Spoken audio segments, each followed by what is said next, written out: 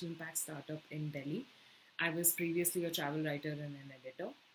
And for today's Niyogi's Poetry by Midnight, I am actually going to read not one but two of my favorite poems. The first one is Still I Rise by Maya Angelou.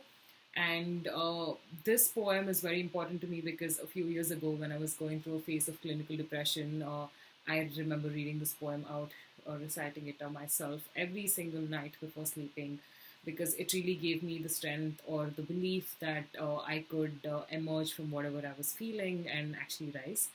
Um, and also, it is a very important piece of work in Black feminism. So it's something that I feel needs to be read out more and more. The second poem that I'm going to read today is Khalil Gibran on Love from The Prophet. It's again a poem that a friend of mine sent to me, and then actually the book. And she told me that you should never ever buy this book for yourself. You should always let it come to you.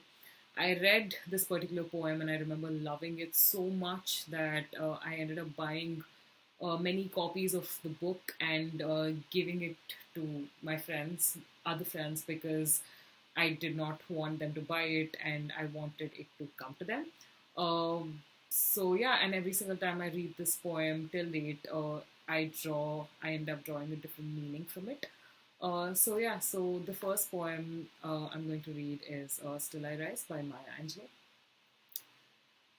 You may write me down in history with your bitter, twisted lies. You may trod me in the very dirt, but still, like dust, I'll rise. Does my sassiness upset you?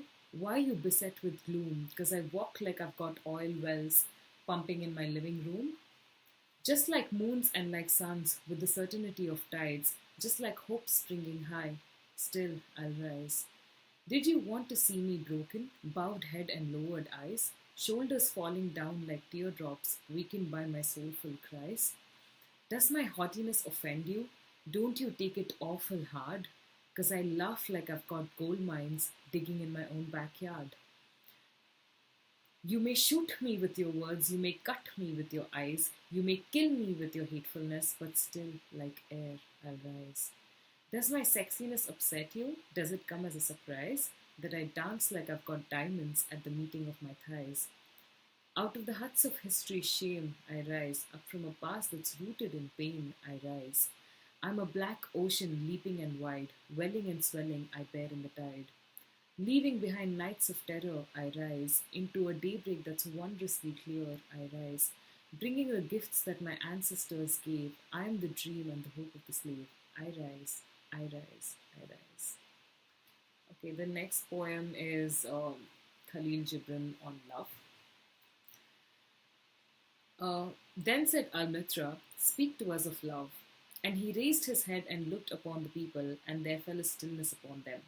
And with a great voice he said, when love beckons to you, follow him, though his ways are hard and steep. And when his wings enfold you, yield to him, though the sword hidden among his pinions may wound you.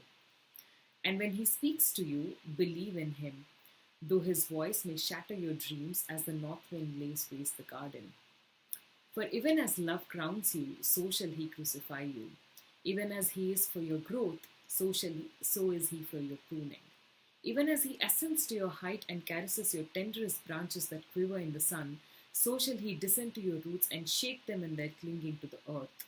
Like sheaves of corn, he gathers you unto himself. He threshes you to make you naked. He sifts you to free you from your husks.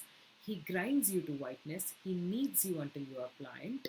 And then he assigns you to his sacred fire, that you may become sacred bread for God's sacred feast. All these things shall love do unto you, that you may know the secrets of your heart, and in that knowledge become a fragment of life's heart.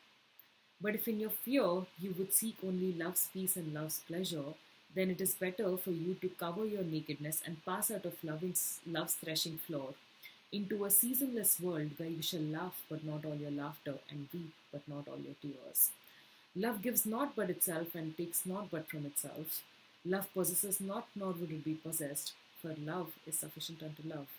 When you love, you should not say God is in my heart, but rather I am in the heart of God.